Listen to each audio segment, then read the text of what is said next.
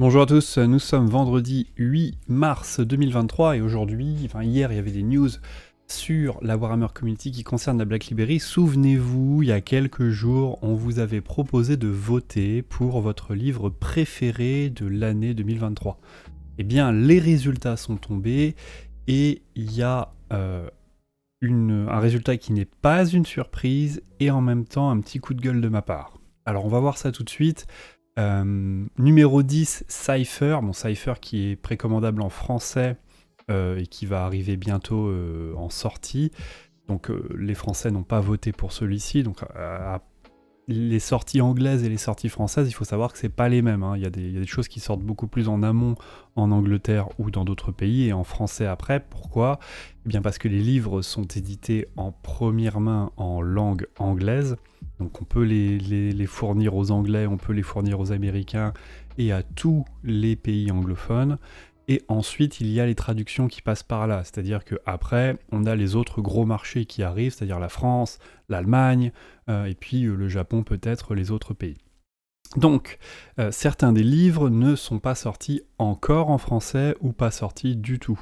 Donc il ne faut pas se focaliser là-dessus, puisque on peut se dire, tiens, ce livre-là, il est bien classé, mais moi, j'ai pas pu le lire. Donc Cypher numéro 10, vous pourrez le lire très bientôt. Génopère numéro 9, celui-là a été sorti il y a quelques mois. Vainglorious, je ne sais pas. La fin et la mort, vous verrez qu'il y a les 3 fins et la mort dans ce classement. La fin et la mort volume 1 est arrivé 7ème. Donc la chute de Cadia, premier je pense. Alors je ne reconnais pas la pochette, mais je pense que c'est le premier du nom. La chute de Cadia est arrivée numéro 6. Warboss de Mike Brooks, on va reparler de Mike Brooks un petit peu plus tard, puisque c'est l'auteur qui en ce moment a le vent en poupe, côté Black Library. Il est vraiment bankable en ce moment. Tous les projecteurs sont sur lui. Et puis en plus, il a un style un petit peu détonnant avec sa superbe iroquoise, on peut pas le louper. Donc Warboss, chef de guerre, arrivé numéro 5, et une anthologie, alors c'est pas un livre, c'est une anthologie, c'est-à-dire que c'est un recueil de romans, de Kiafas Kane, qui est arrivé numéro 4. Alors on passe au podium tout maintenant, pas trop de surprises, le numéro 2 de La fin et la mort, on en reparlera. Pourquoi est-il bien classé ? Tout simplement parce que c'est un peu un livre climax, c'est un livre où il y a un duel superbement attendu, à savoir Horus contre Sanguinus. Donc franchement, c'est obligé qu'il soit bien classé parce que tout le monde attend ce livre. Ok, ça c'était le numéro 3. Le numéro 2, La fin et la mort, volume 3. Vous voyez, donc c'est la même chose, même constat, sauf que c'est un cran au-dessus. Après avoir le duel de Horus contre Sanguinus, maintenant on a Horus contre l'Empereur, donc c'est encore plus attendu. Et on le retrouve. D'ailleurs, ce livre-là, moi je l'ai reçu cette semaine. Donc cette semaine, hop, j'ai pu mettre la main sur La fin et la mort, volume 3, je ne l'ai pas encore commencé, mais on a combien ? 467 pages de bonheur à lire, bien sûr. La fin et la mort, volume 3. Et puis, comme ça me fait une belle collection avec les 3 bouquins de La fin et la mort. Donc, qui est le numéro 1 ? Alors, quand j'ai dit qu'il n'y a pas de surprise, oui, il n'y a pas de surprise. J'en avais déjà parlé avant, pendant qu'on votait pour ce classement. J'avais émis une prédiction et je pense que j'avais bon. Pourquoi ? Mais parce que le lion, le fils de la forêt, est sorti numéro 1. Pourquoi c'était attendu et pourquoi ce n'est pas une surprise ? Premièrement parce que c'est un très bon livre. Il a des critiques extraordinaires quand vous allez sur les sites de vente, quand vous allez sur Amazon par exemple, la Fnac par exemple, ou sur les forums. Il y a une grande majorité des lecteurs qui ont apprécié ce livre, et plus que les autres, plus que d'habitude même. Donc ce livre, tout le monde dit qu'il est plutôt très bien. Moi perso je ne l'ai pas encore lu, mais en tout cas tous les échos que j'en ai, c'est que par rapport aux autres livres, je sens qu'il y a quand même une grande vague de satisfaction sur ce livre-là, et donc ça en fait un livre de qualité. Deuxièmement, c'est les Dark Angels.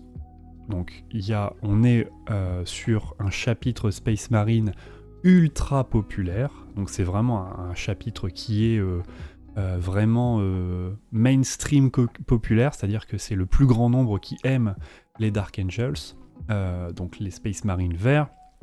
On est sur plus populaire peut-être que les Blood Angels, et plus... Voilà, on a les Ultramarines qui sont vanille, hein, qui sont très populaires, mais ceux qui commencent à aimer Warhammer 40 000 se disent « ceux-là, c'est pour les débutants, on va passer à autre chose ». Et là, on arrive dans les Dark Angels. Les Dark Angels, c'est ultra populaire, et donc forcément, les livres Dark Angels se vendent comme des petits pains, et il y a un peu la fanbase Dark Angels qui se dit « Ah, ça c'est mon livre, c'est mon chapitre, je vais voter pour lui ».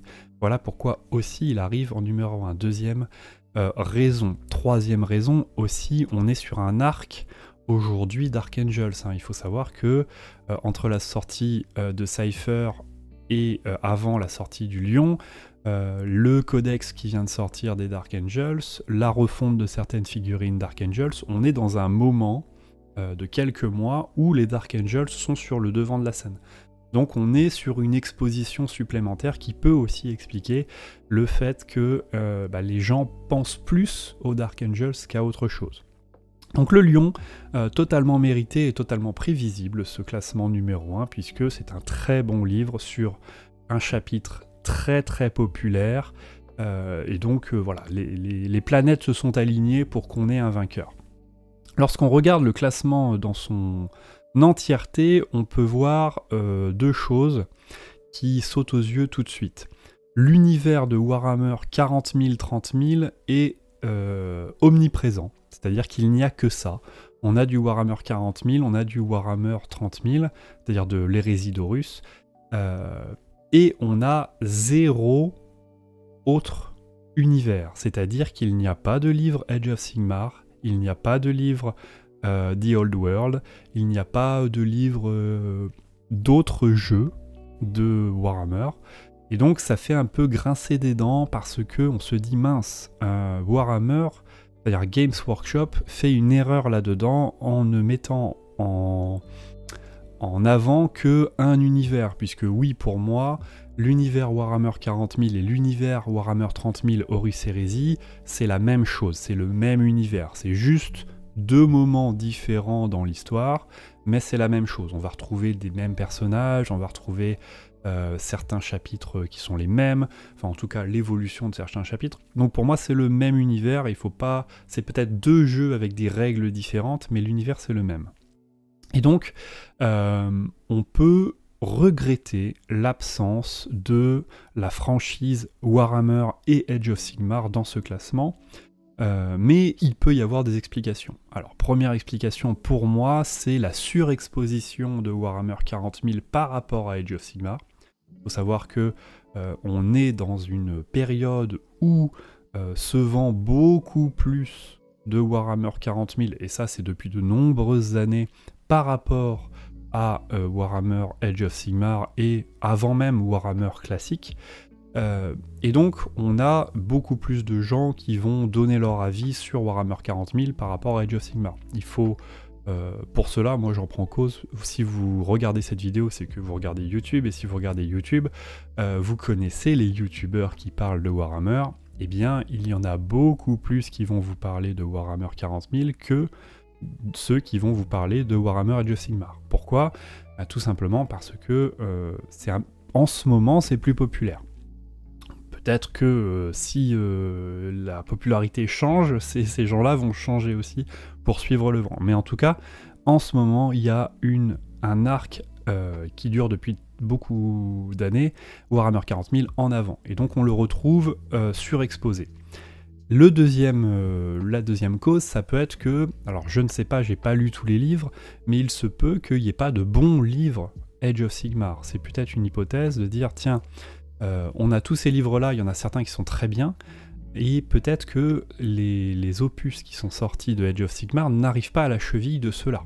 C'est peut-être une des raisons. L'autre raison, c'est qu'il y a beaucoup moins de livres Age of Sigmar qui sortent, plutôt que de livres 40 000.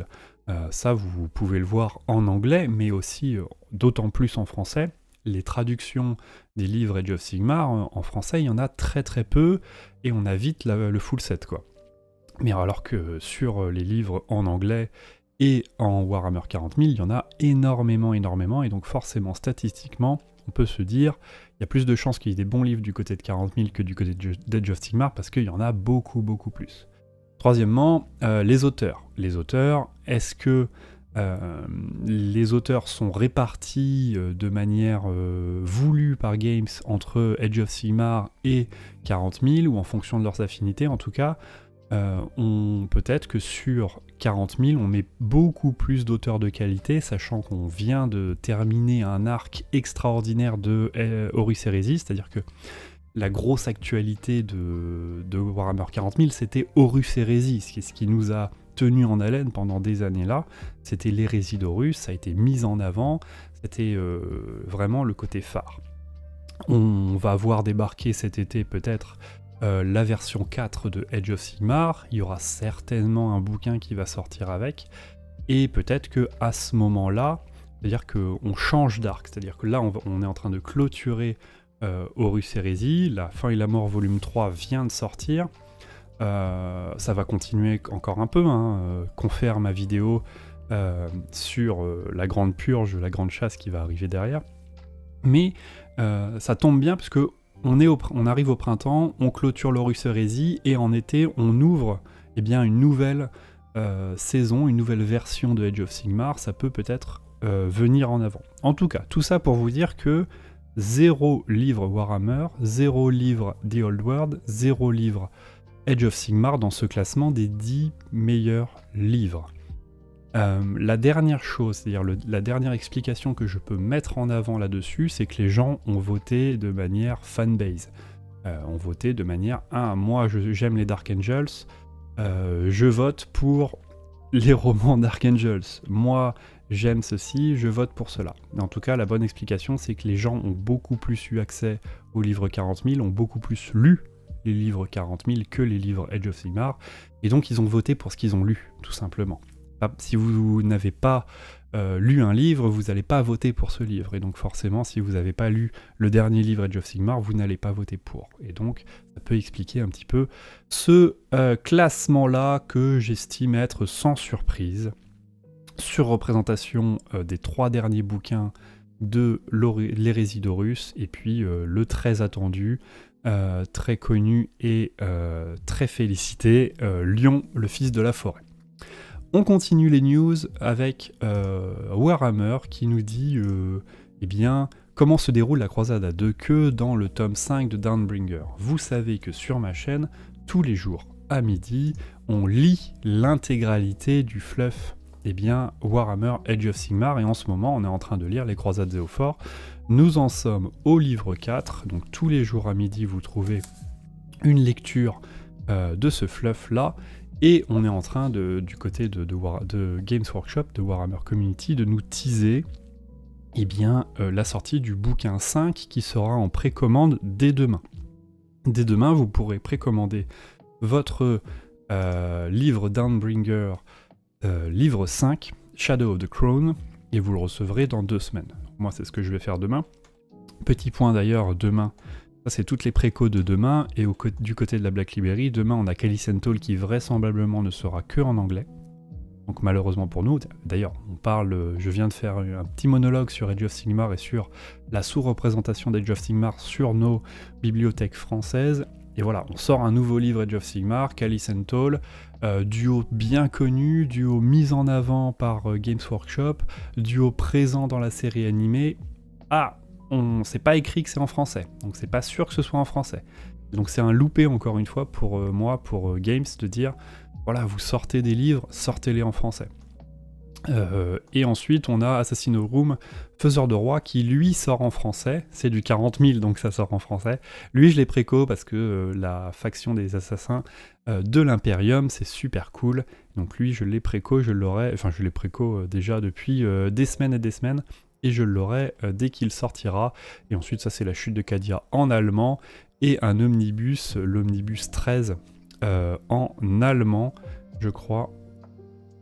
Oui, je crois que c'est en allemand. Oui, c'est en allemand. Et c'est tout pour les précommandes de demain. Donc on nous dit, paf, comment se déroule la croisade à 2 queues dans le tome 5 de Dawnbringers. On va regarder ça, c'est un petit teaser pour le bouquin que vous recevrez dans 2 semaines si vous le précommandez. Donc alors que la croisade à 2 queues traverse Ghiran et Aqshy, les épreuves des Downers, donc des croisés, épuisés semblent toucher à leur fin. Dans Dawnbringer, donc dans les croisades Zéophore, le livre 5, l'ombre de la vieille, 2 nouvelles villes seront enfin fondées, puisque c'est un peu le spoiler, hein, mais c'est le but de ces 2 croisades, c'est d'aller fonder des villes dans les territoires inoccupés pour étendre le pouvoir de Sigmar. Seront fondées alors même qu'une malédiction virulente ravage la ville assiégée d'Amerol. Et Amerol, elle s'en est pris plein la gueule quand même. Et menace de déstabiliser la plus grande ville de l'ordre en dehors du propre royaume de Sigmar. Pendant ce temps, un nouveau pouvoir s'élève parmi les filles de Cain, une entité inconnue qui pourrait condamner ou délivrer toute l'expédition, si l'on peut se fier à ses paroles prophétiques. Sous les auspices de la pontifex Zenestra, le bras aqshian de la croisade à 2 queues commence à s'installer et à établir la ville d'Embergard sur les pentes d'Ashenmont. Bien qu'une montagne dévastée par les cultistes nécromantiques soit loin d'être leur destination idéale, le sabotage des aqualites de l'expédition les oblige à rationner l'eau. Et une découverte au sein même d'Ashmont attire l'attention des fidèles. La montagne est parsemée de catacombes sinueuses remplies de sarcophages portant le symbole sacré de la Grande Roue. Ces cadavres abritent également des rivières d'actracite pure et liquide, une pierre précieuse inestimable pour les industriels d'Amerol et une ressource qui promet une prospérité incalculable pour l'avenir d'Embergard. Un tel prix ne peut être abandonné. De retour chez nous, les attaques incessantes contre Amerol-Aqsha continuent d'épuiser les défenses de la ville, alors que les murs qui résistent depuis 100 ans commencent à céder sous la menace sanguinaire.